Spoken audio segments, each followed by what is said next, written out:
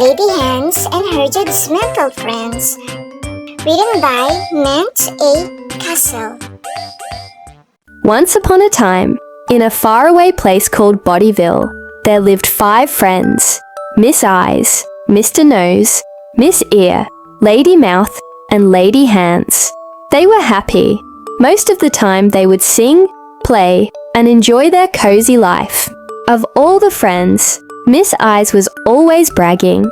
"Hey, look at my long lashes. Aren't they beautiful? Not to mention my tantalizing blue eyes," she said, batting her lashes.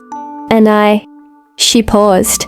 "I am the most important part of the body," she smirked.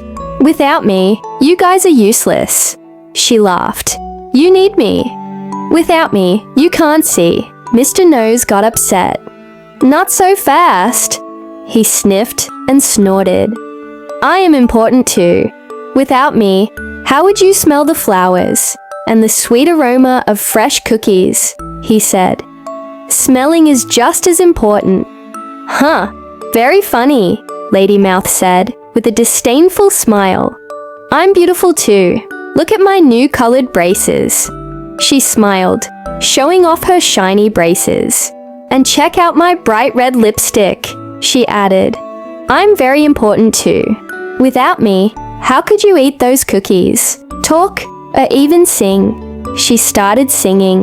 "La la la!" Everybody nodded in agreement. Then Miss Ear spoke up, showing off her big earrings. "Hold on, don't be so arrogant," she said. "I'm important too, you know." What would happen if you couldn't hear what's going on around you?" Everybody gasped. "You need me. Without me, you're doomed." Everyone nodded in agreement. "You're right, Miss Ear," Mr. Nose said. "We do need you." While they were praising each other, Lady Hands felt ashamed. She glanced at her rough hands, her fingers full of calluses from hard work. She felt like she didn't belong. Just as she was about to leave, everybody looked at her. Miss Eyes gasped. "Oh boy, look at her hands. They're so ugly, rough and disgusting," she said. Mr. Nose added, "Oh my goodness, are those calluses?" He sniffed. "Ew, smells horrible." Lady Mouth burst out laughing. "You're such an embarrassment. You don't belong here," she added. "If I were you, I'd scram." Everybody laughed. "Get lost, ugly hands. We don't need you," they said in unison. Lady Hands was heartbroken. Tears welled in her eyes. She didn't say a word. Maybe they were right. She didn't belong. She wasn't important. While everyone taunted her, she slowly walked away. Silently, she made a vow. She would never return to this place again. Feeling unloved and unwanted, Lady Hands left that day without looking back. With a heavy heart, she wandered aimlessly across valleys and hills. Her heart was aching, fingers trembling with anguish. At last, she came across a peaceful valley sitting beside a quiet lake. The air was breezy and soothing. She felt a sense of calmness in her soul. Tired from her journey, she sat beneath a lofty tree. The cold whisper of the wind put her to a deep, serene sleep. Lady Hands opened her eyes. She was awakened by a cheerful music. As she peeped, there she saw a pair of feet dancing joyfully across the grass. They hopped and skipped with such joy and happiness, and for the time being, Lady Hands had forgotten her pain. They stopped dancing and turned to her. "Hello there," Mrs. Foot said. "Are you lost?"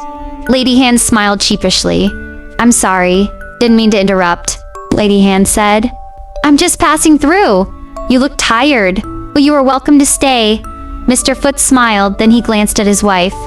"My wife is a wonderful cook. I'm sure you could use a hearty meal." Lady Hands was speechless. She was touched by their kindness. For the first time in a long time, someone strangers had shown her love, acceptance, and compassion. Her eyes misted as she nodded. Right at that moment, while sitting with her newfound friends, Lady Hands realized one thing. She was loved, and she belonged. It was breezy and sunny, and the song of the mockingbirds could be heard.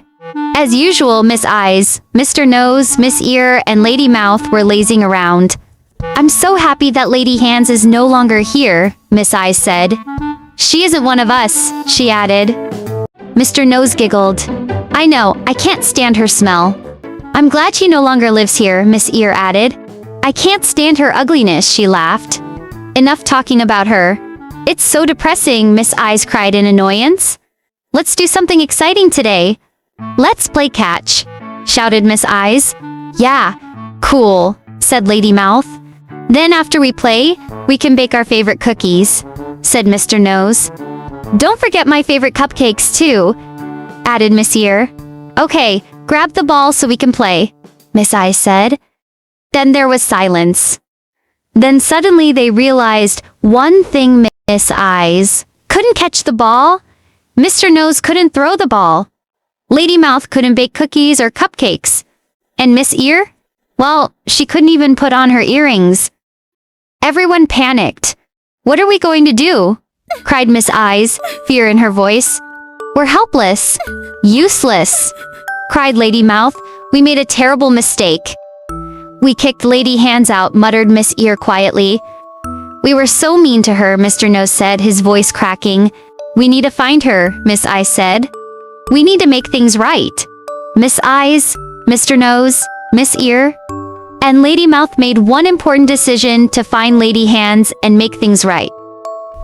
Then the four friends went out. They crossed valleys and hills, asking everyone about Lady Hands. Finally, they found her in a small, peaceful village called Happyville. There she is!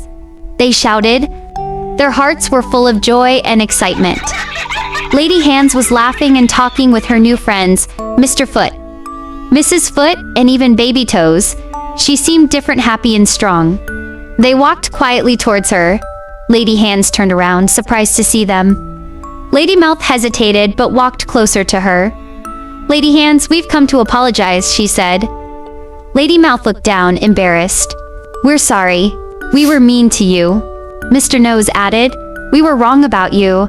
I'm sorry for calling you ugly and horrible. Miss Ear sniffled. We were harsh on you. Will you please forgive us?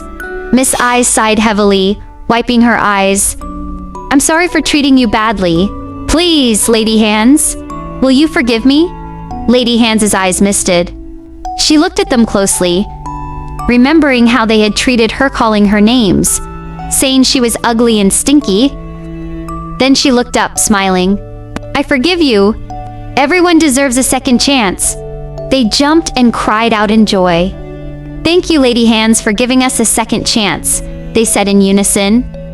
Then Mr. Nose interrupted. What's that smell? He said, sniffing. It smells like cupcakes. Lady Mouth licked her lips. I'm drooling. I want a piece. I can't smell it, but I can tell from your voices that cupcakes are delicious, Miss Ears interjected. Oh, they look so delicious, Miss Eyes gasped. They're perfect. Lady Hands smiled. I just baked those cupcakes a while ago. You're welcome to try one. They all laughed as they ate the cupcakes under the tree. Lady Hands returned to Bodyville, and from that day on, they learned the value of being together and working as a team. As it says in 1 Corinthians 12:17-18, if the whole body were an eye, how could it hear? If the whole body were an ear, how could it smell? But God has arranged each part of the body just as He wanted it. Likewise, verse 27 says, you are Christ's body, and each of you is a part of it.